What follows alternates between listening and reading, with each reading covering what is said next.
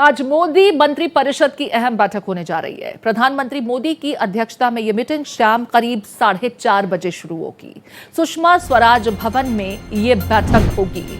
पहलगांव हमले और ऑपरेशन सिंदूर के बाद मोदी मंत्री परिषद की ये पहली मीटिंग है। प्रधानमंत्री मोदी की अध्यक्षता में यह मीटिंग होगी। शाम करीब 4:30 बजे सुषमा स्वराज भवन में बैठक की शुरुआत होगी। पहलगांव हमले और ऑपरेशन सिंदूर के बाद ये पहली मीटिंग है। ऑपरेशन सिंदूर का रिपोर्ट कार्ड इस मीटिंग में पेश किया जाएगा। साथ ही मोदी सरकार 3.0 के पहले साल की उपलब्धि पर भी बैठक में चर्चा होगी। ऑपरेशन सिंदूर पर जनसंपर्क अभियान की योजना पर भी बैठक में बात होगी। तो आज मोदी मंत्रिपरिषद की अहम बैठक होने जा रही है। प्रधानमंत्री नरेंद्र मोदी की अध्यक्षता में यह मीटिंग शाम करीब 4:30 बजे यानी अब से कुछ ही देर बाद सुषमा स्वराज भवन में शुरू होगी। पहलगांव हमले और ऑपरेशन सिंदूर के बाद ये पहली मीटिंग है। ऑपरेशन सिंदूर का रिपोर्ट कार्ड इस बैठक में पेश किया जाएगा। वहीं मोदी सरकार 3.0 के पहले साल की उपलब्धि पर भी बैठक में चर्चा होगी। हमारे साथ महिमा कटारिया जुड़ गई हैं। महिमा का रुख कर लेते हैं। महिमा, बड़ी बैठक मोदी मंत्रिपरिषद की शाम 4:30 बजे शुरू होने जा रही है। कौन से ऐसे मुख्य मुद्दे जो इस बैठक में छाए रहेंगे?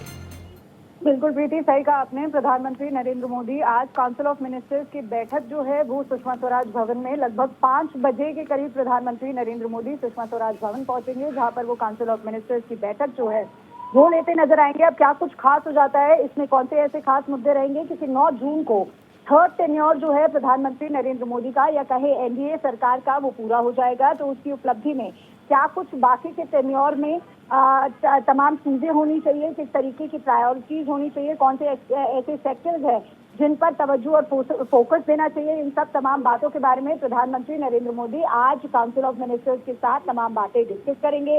अब कौन सी क्योंकि एनडीए के संवैधानिक घटक दल जो है वो सभी इसमें मौजूद होंगे। और खास तौर से अगर बात करें कि पिछले साल क्या कुछ रिपोर्ट कार्ड जो है क्या कुछ रहा मंत्रियों से वो लिया जाएगा कि किस तरीके से और क्या क्या तमाम चीजें मंत्रियों ने करी हैं, उसकी रिपोर्ट कार्ड जो है प्रधानमंत्री नरेंद्र मोदी के आगे पेश की जाएगी। हालांकि ऑपरेशन सिंदूर के बाद ये काउंसिल ऑफ मिनिस्टर्स की पहली बैठक है, तो लाजमी सी बात है जब बात आती है ऑपरेशन सिंदूर की, तो जिस तरीके से प्रधानमंत्री नरेंद्र मोदी हर स्टेट में जाके ऑपरेशन सिंदूर की बात करते नजर आ रहे हैं, लोगों तक ऑपरेशन सिंदूर को पहुंचाते नजर आ रहे हैं कि क्या कुछ हुआ था और किस तरीके से भारत ने पाकिस्तान को जवाब दिया था। तो आज उसी को लेकर काउंसिल ऑफ मिनिस्टर्स भी के साथ भी इन बातों को डिस्कस किया जाएगा कि कैसे डोर टू डोर लोगों तक ऑपरेशन सिंदूर की सक्सेस को पहुंचाया जाए। तो तमाम बातें आज सुषमा स्वराज भवन में डिस्कस होंगी। लगभग 4 घंटे की ये जो बैठक है प्रधानमंत्री नरेंद्र मोदी की अध्यक्षता में होंगी।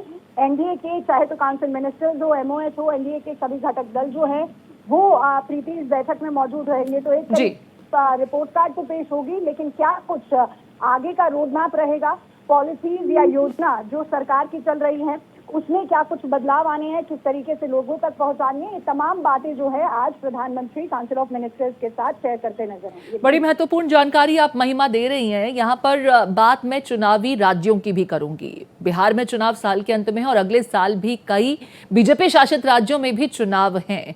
ऐसे में इन चुनावी राज्यों के लिए भी कुछ मंत्रणा होने के आसार?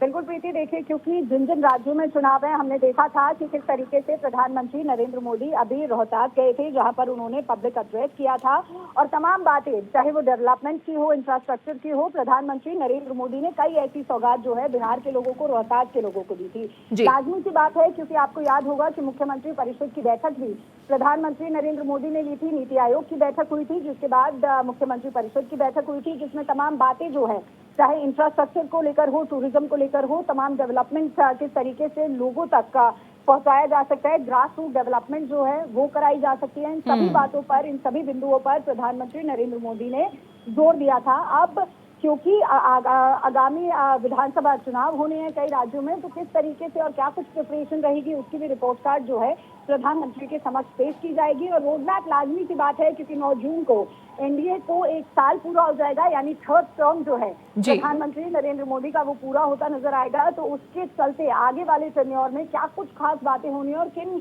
महत्वपूर्ण बिंदुओं पे फोकस करना है, इसका भी रोड मैप प्रधानमंत्री डिसाइड करेंगे। जी शुक्रिया महिमा, तमाम जानकारी साझा करने के लिए।